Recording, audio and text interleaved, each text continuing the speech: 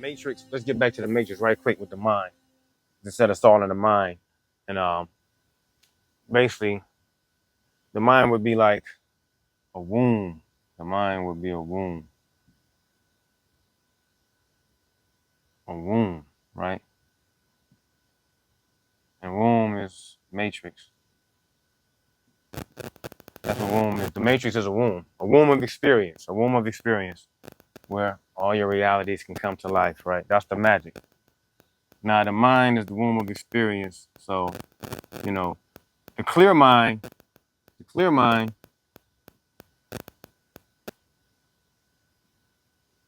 or the unbothered mind.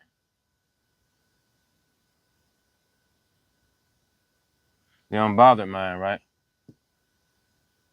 Would just be stillness. It's just a still, not bothered at all. And then we have something called thought. Thought that creates a wave. So now the mind went from being still, neutral, resting in peace everywhere all at once without having to worry about anything. Thoughts came in some type of way. And these are the thought. This is the wave, right? And from that, emotions,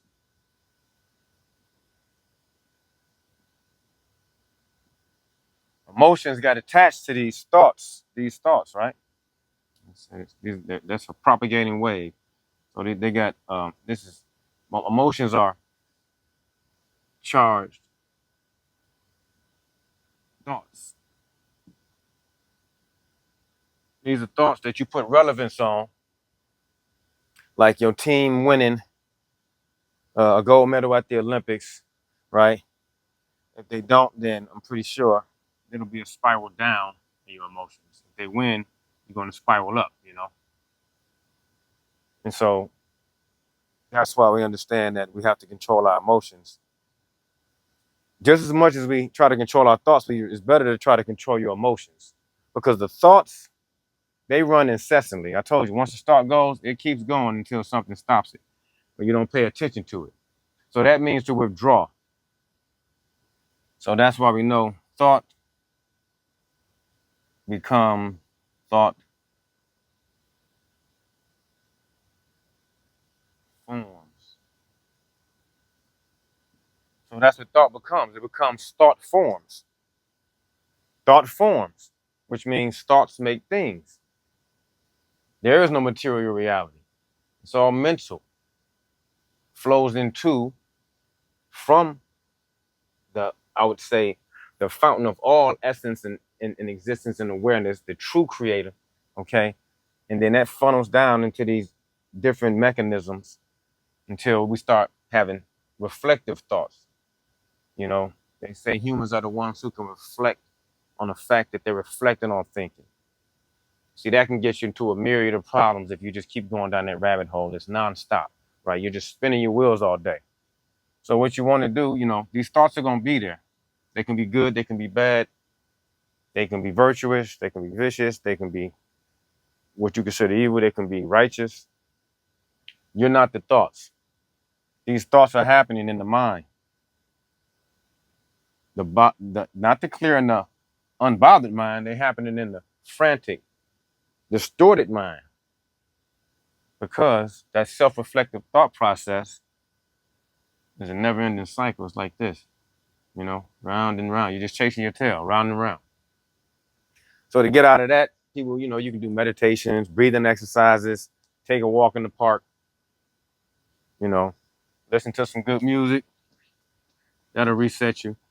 But no, basically the thoughts in the mind and all of the things that come with the mind basically create this reality, whether you know it or not. And most of it, like I said, you're creating it from the subconscious level, from the level of your trauma and your fears and your demons, where all of those people, where those entities hide. That's where you're operating from.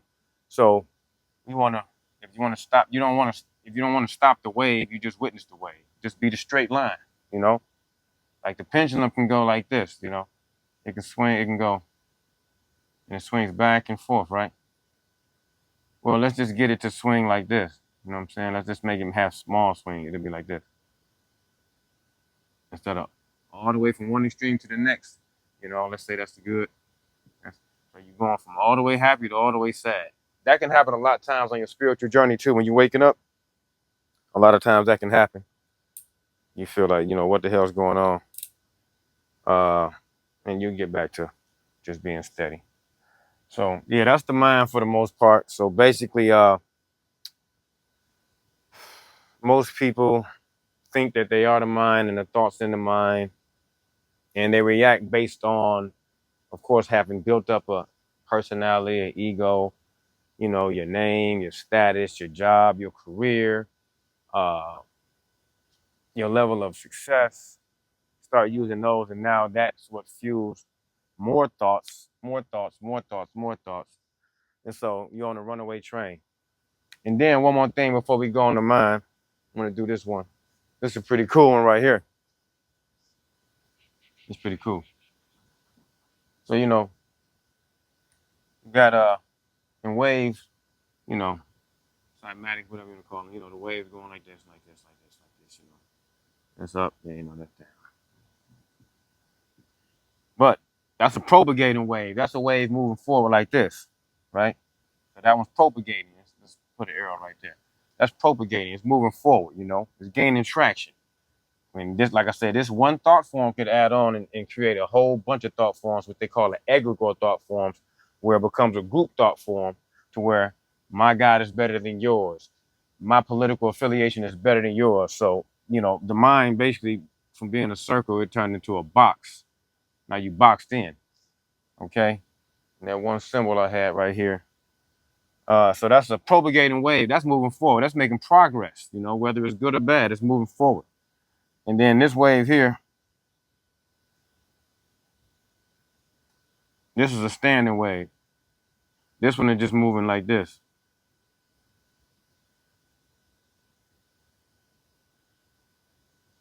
It's moving in place. It's not going forward. It's not going forward. Going into itself. It's like this. So this wave here is going like this, right? This wave here is going like this. It's moving in one place like this. Well, this wave is going like this, right? This is a standing wave, right? Standing wave. This is how we get stuck in habits. This is a rigid, right? A rigid mindset. Hard to change, you know, stubborn. And this makes you very brittle, very tense, very tight. Keeps you stuck in a pattern of addiction, repetition, ritual, wanting the same things over and over. You know, chasing the dragon's tail. Never as good as the first time, like Sade said. And I've been here. We've all been here, if you're honest with yourself. So to neutralize a standing wave, you would think it would be to move, but actually it would be to just stop and stand still. And then once you stop paying attention to it, once your mind, because we already know this is the biggest thing about the mind, and this is a trick you can use, where your attention goes,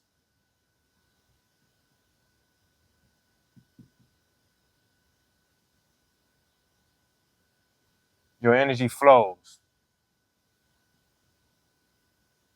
Energy flows. So if you're focused on being the best golfer, if you're focused on being the best basketball player, if you're focused on being the best chess player, if you're focused on learning how to play the guitar, if you're focused on being a historian of everything ancient, then that focus, which is in the mind, you need focus, otherwise everything's scattered out. So that focus comes and puts you on the path to where you can accomplish whatever that is. Because your energy is going to follow where your focus goes, just like we said with the doubles. Whenever you put attention on something, that's where your energy flows. So if you put attention on The world is messed up. This is hell. Things will never get better. I'm worthless. I want to change how I look. I'm not accepted. I want to be validated and to seek confirmation from external sources. Well, that's where you're going to be. So if you're all about the body, you're going to end up at the gym a lot. You might end up getting surgeries. You might do everything that accentuates the body. That might just be your nature. There's nothing wrong with it. But yeah, where your attention goes, your energy flows.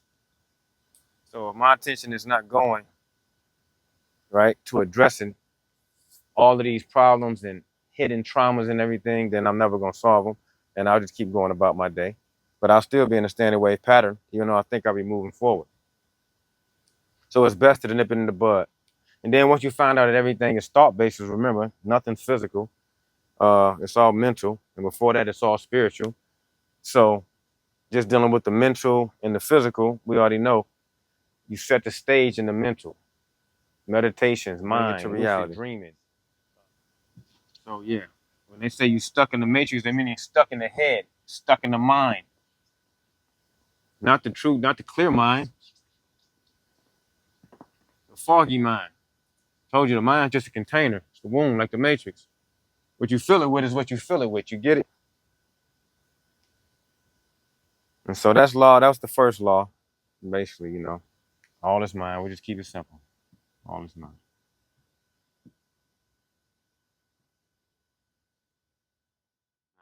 We know that the brain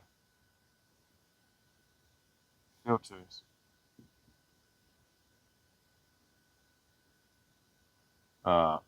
receives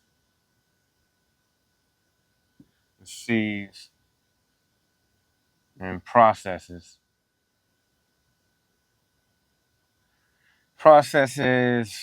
mental fluctuations, mental waves, right? No different than a Wi-Fi router. You got the waves coming in, and then you got the brain here, you know. The brain is divided. And filters, receives, processes mental waves that are coming in, and then responds to the stimuli, of course. That's about the job of the brain. It really, outside of that, you don't want to get stuck with that either. They try to say consciousness arises from the brain. Are you insane? How can something that was made be the originator of anything, right? You got to have a fundamental essence somewhere. And so that's why you have two hemispheres of the brain, the left and the right. You still split. Everything is split. We're going to get into that, of course, once we go down the list. All right. We'll be back in a minute.